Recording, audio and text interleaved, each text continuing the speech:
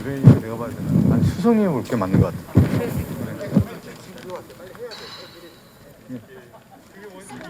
수성님 사회보시.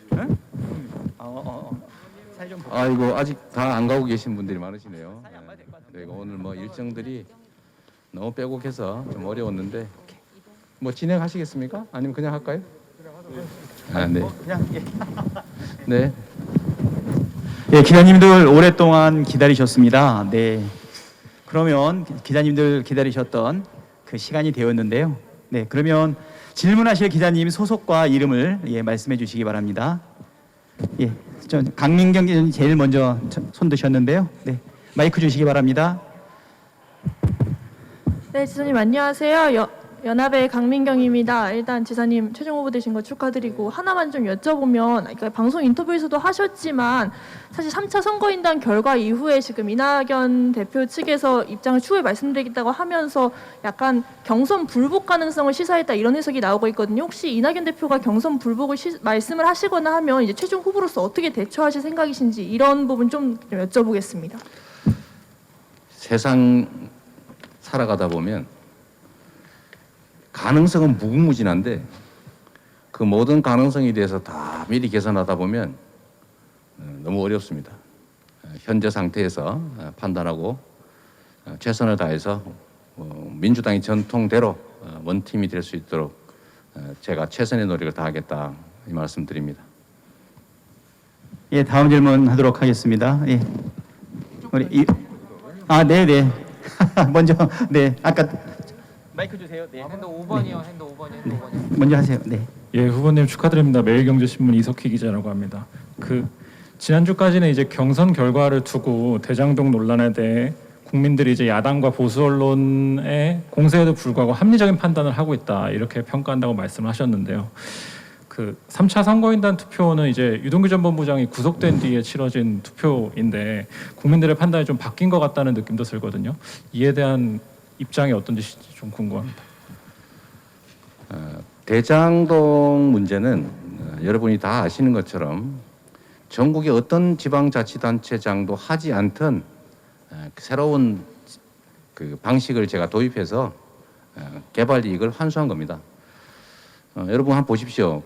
다 지방자치단체장들은 개발 허가를 다 민간에 내주지 저처럼 민간 합동기구 만들어서 개발 이익 환수한 사례가 있습니까? 제가 이걸 시작하고 난 다음에 다른 데서 이걸 벤치마킹해서 최근에 시작하는 곳이 있긴 한데 그것도 한번 조사해 보시면 비율로 정하는 바람에 제가 위례 신도시 개발 때 했던 실수죠. 비율로 정하는 바람에 다 비용을 부풀려 가지고 처음에는 뭐 백운밸리 같은 경우는 2,500억 남는다고 하더니 작년 기준으로 140억 적자 났다고 한 푼도 못 받게 됐다고 해요. 제가 위례 신도시에서 당했던 일입니다. 1,100억 남는다고 해서 절반 갚기로 했는데 800억, 400억 줄더니 나중에 300억으로 줄어가지고 150억밖에 저희가 확보를 못했습니다. 그러나 민간에 개발 허가 해줘가지고 100% 민간이 개발 이익 다 취득하는 것보다는 150억이라도 5,500억이라도 환수하는 게 잘하는 거 아닌가요? 그리고 국민의힘이 민간의 100% 개발 이익 가지게 하려고 LH 공공개발 포기시키고 성남시에 이재명의 공공개발을 4년 동안이나 시의회 동원해서 막고 결국은 어쩔 수 없이 민간에 투자 기회를 줬더니 거기 또 붙어가지고 개발 이익을 무슨 50억 클럽이니 몇백억이니 이렇게 나눠 갖는 그 작물을 나눠 가진 거 아닙니까? 그게 국민들께서 너 왜 그거밖에 못했느냐라고 하면 제도의 불비도 있고 또 어쨌든 상대가 방해를 하더라도 그걸 뚫고 더 나은 결과를 만들 의무가 우리한테 정치적 책임이 있는 거니까 그 점에 대해서는 우리가 이해는 하는데 그걸 막은 당사자가 그 도둑질하도록 그 길을 터주고 그 도둑들한테 그 작물을 나눠 가진 그 국민의힘이 어떻게 너 왜 그거밖에 환수하지 못했어? 왜 공공개발을 못했어? 라고 하는 게 그게 상식적 말이 됩니까? 다만 이게 저는 사필 규정을 믿는데 문제는 시간이 걸린다는 거죠. 포연이 거치는데 시간이 걸리지 않습니까? 안개가 거치는데 시간이 필요하고 그러나 시간이 지나면 다 실상이 드러나죠. 그게 세상의 이치 아니겠습니까? 다만 이 문제도 우리 국민들께서 조금 더 깊이 이제 앞으로 생각하시고 더 자세히 알게 되시고 하면 줄기 아무도 하지 않는 다 100% 민간이 개발 이익을 갖는 것을 이재명이 그 국민의힘의 그 엄청난 방해를 뚫고 고군분투해서 그나마 5,500억이라도 환수했다라고 아시게 될 것입니다. 2015년은 아시는 것처럼 부동산 경기 최악 상태 아니었습니까? 그 상태에서 예정 이익의 70%인 4,400억을 저희가 그것도 고정으로 적자가 나든 뭐 부동산이 더 나빠진 상관없이 무조건 4,400억 받는다. 이렇게 해서 70% 넘게 성남시목 확정했고 다만 그 후에 부동산 가격이 올라서 민간의 예정 이익 1,800억이 좀 늘어나는 기미가 보여서 제가 2년 지난 다음에 2017년 8월에 1,100억 더 또 추가 부담시켰지 않습니까? 그걸 가지고 저를 그 화천대유 사장이 법정에 와서 그러지 않습니까? 그 이재명 저 사람 저거 공산당 같다 저거 이렇게 자기들이 비난했다고 하더라고요. 근데 2018년 3월에 제가 성남시장을 사퇴를 했는데 도지사 선거 때문에. 근데 땅값이 2018년, 19년, 20년에 본격적으로 올랐잖아요. 21년까지 집값이. 그러니까 그 민간의 개발 이익이 다 늘어났는데 저한테 그걸 통제할 아무 권한이 없었던 거죠. 그런데 만약에 제가 그때 당시에 계속 시장을 했으면 그래서 관심을 가지고 일단 분양가를 통제했을 겁니다. 분양가를 통제하면 개발 이익이 그렇게 늘어나지 않았겠죠. 두 번째는 인허가 조건을 변경하든지 뭐 협상을 하든지 해서 제가 줄였을 텐데 불행하게도 저한테 권한이 없었던 거죠. 그러나 최근에 또 그 부정행위를 했다는 뭐 그런 상당한 상황이 발생해서 제가 또 만들어 놓은 마지막 장치가 있지 않습니까? 그때 당시엔 법률상 의무도 아닌데 청렴서약을 받아서 공직자나 임직원한테 뭐 뇌물을 주거나 향응을 제공하거나 하면 협약 해지하고 다 원상복구한다라는 그런 청렴서약을 받아놓은 게 있어서 제가 마침 또 가지고 있는 도지사의 지휘 권한을 행사해서 협약 해지하고 배당 중단하고 자산 동결하고 또 이미 배당한 거라도 돌려받을 방법을 강구하라 이렇게 제가 권고 지도해놨죠. 더 나은 결과가 나올 텐데 저는 이런 무슨 격가지에 무슨 뭐 화천대유는 누구 겁니까? 막 이런 이상한 소문 내고 아니 화천대유에 그 곽상도 아들한테 돈 준 사람이 주인이겠죠. 저는 곽상도한테 돈 줄 생각이 꿈에도 없다니까요. 윤석열의 집 사줄 생각 전혀 없어요. 원유철 부인까지 그 고문료라고 받았다는데 저 원유철 또는 원유철 부인한테 돈 줄 생각 전혀 없어요. 제 거면 좋겠습니까? 제 거면은 1,100억 추가 부담시켜서 더 뺏었겠어요? 그러나 이것도 자세히 내용들을 모르시기 때문에 우리 국민들께서 잠깐 혹시 이재명이 부정행위 하지 않았을까라고 생각하니까 영향이 조금 있었겠지만 결국은 다 제자리 갈 거다. 사필 규정할 거다. 이렇게 믿는 겁니다. 결국은 한번 생각해 보시면 격까지해서 자꾸 이상한 소리 해가지고 뭐 판단의 혼란을 초래하는 게 작전이겠죠. 그러나 결국 우리의 집단지 정체는 시간이 지나면 줄기를 보고 본질을 보고 아무도 하지 않는 것.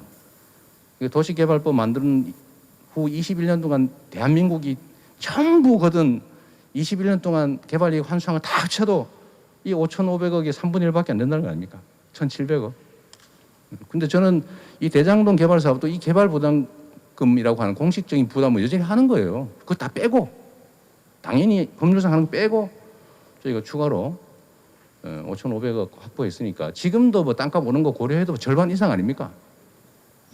그래서 저는 이런 점들을 우리 국민들께서 다 아시게 될 거다. 그리고 말씀드린 것처럼 이게 이제 잘못했다는 의심이 잠깐 들어서 자세히 들여다보시겠지만 결국은 이재명이 정말로 법이 정한 거 이상으로 국민의 이익을 확대하기 위해서 노력하는구나. 정말로 저런 것까지 만들어내가지고 처음이라잖아요. 부동산 전문가들은 놀랍니다. 이 장치들을 보고. 부재소 합의까지 해놨잖아요. 소송에서 싸우지 못하게.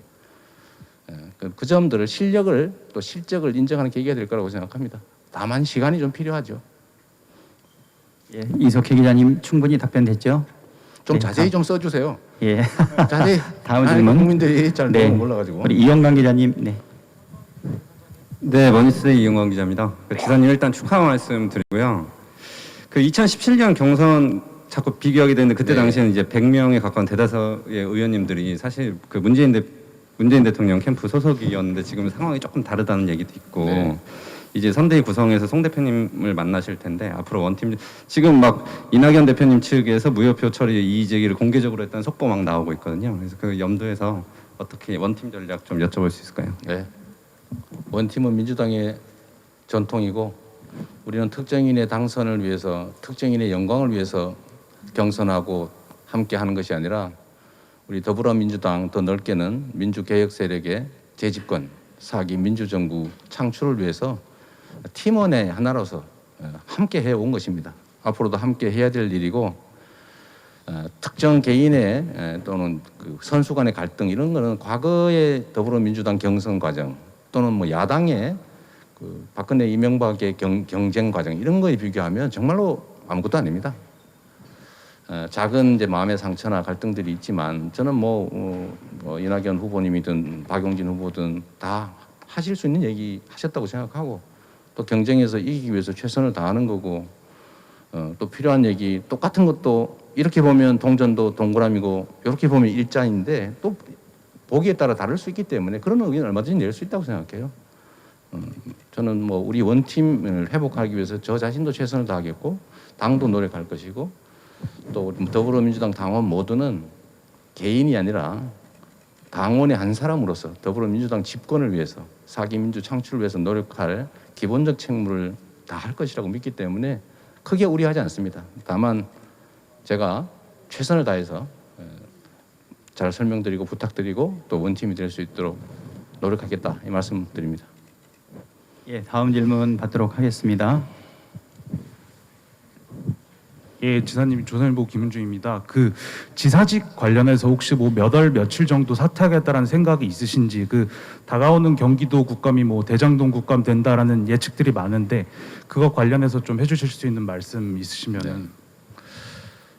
지금 이제 저는 제 개인 그러니까 경기도지사 또는 저 개인의 입장에서는 최대한 도지사 직무를 다하고 싶은 게 사실입니다. 그런데 지금은 이제 경기도지사로서의 책무도 공적 책무이지만 또 집권 여당의 공식 대선 후보로서 당의 입장이라고 하는 것도 제가 무시할 수 없는 상황이어서 당 지도부와 충분히 상의해서 결정하도록 하겠습니다. 예, 다음 질문이요. 그러면 먼저 네. 마이크 좀 전달해 주시고요. 네, 소속과 이름 말씀해 주시기 바랍니다. 네, 저 뉴시스 여동준 기자라고 합니다. 네, 그 앞서 질문에서 그 이낙연 후보 측에서 반발했을 경우에 어떻게 할 것인가에 대해서 가정으로 하는 거는 적절치 않다 이런 취지로 말씀하셨는데 사실 방금 이낙연 캠프 측에서 공식적으로 이거 불복하겠다고 논평까지 내서서 나오셨거든요. 그래서 가정이 아니라 현실이 된 상황에서 다시 한번 어떻게 대처하실지 여쭤보려고 합니다. 자세한 내용을 제가 아직 파악을 못한 상태라서 내용을 보고 또 의논해보고 판단하도록 하겠습니다. 네, 저기 우리 이영광 기자님 뒤에 네. 예, 안녕하세요. 폴리뉴스 이호 기자입니다. 지금 말씀하신 사표 규정 말씀하셨는데 현재 이 대장동 사태가 국민의힘 게이트냐 아니면 이재명 후보 게이트냐 해서 여론이 지금 이재명 후보의 게이트로 좀 이렇게 우세하고 있는 것 같습니다. 그리고 이게 계속 여론이 악화되고 있는 건 사실인 것 같은데 그 부분에서 한번 말씀해 주시면 좋겠고 그럼 그 과정에서 특검에 대한 여론도 높아서 정의당에서도 특검하는 것이 시간 끌기가 아니다라고 지적하고 있는데 특검을 전격적으로 받으실 생각은 없으신지 질문드리고자 합니다. 특검이 사고 쳤다는 게 이 사건의 한 부분 아닙니까? 그 점도 한번 봐주시고요. 우리 지금 당이나 이제 저 혼자 방어를 했으니까 이 마치 참나무 밭에 가가지고 소나무 잎 몇 개 발견됐다고 이거 소나무 밭이다 라고 하도 얘기를 하니까 동네 사람들이 진짠가? 이러고 있는 상태가 아닌가 싶어요. 아까 말씀드린 대로 본질을 들여다보면 어떤 지방자치단체장이 이렇게 추가로 법에 정한 그 이상의 개발 이익을 환수합니까? 그 저를 의심한다고요? 화천대유 누구 거냐고? 제가 저한테 추가 부담시켜서 1,100억 뺏었겠습니까? 왼손이 하고 있는 거 오른손이 뺏었겠어요? 그냥 민간 개발 허가해 줘버린 그만인데 뭘 너그리 복잡하게 연구해가지고 4,600억 환수하고 또 그것도 더 많이 너무 많은 것 같아서 남는 게 1,100억 더 환수하고 또 지금 청렴 서약서 제가 찾아내가지고 이거 환수 조치하라고 지시합니까? 다 이게 가짜 뉴스, 왜곡 뉴스 이런 것 때문인데 정치는 몇몇의 정치인들의 선동이나 또는 이 가짜 뉴스, 왜곡 언론으로 그렇게 조작되는 게 아닙니다. 다 국민들께서 이렇게 눈과 귀 5천만 개 입으로 소통하고 듣고 보고 하셔서 결국은 제자리 갑니다. 저는 그렇게 믿습니다. 그러지 않으면 제가 이 자리에 왔겠어요. 국민을 믿습니다. 예, 이제 마지막으로 네, 민주당의 후보가 되신 우리 후보님의 미래 비전에 대해서 한번 질문을 받으면 어떨까요? 네, 따로 없나요? 네, 예, 그러면 마지막 질문으로 예.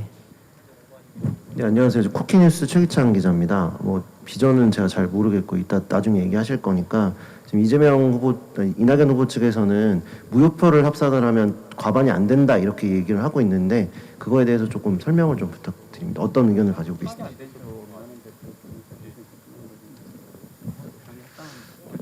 네, 이게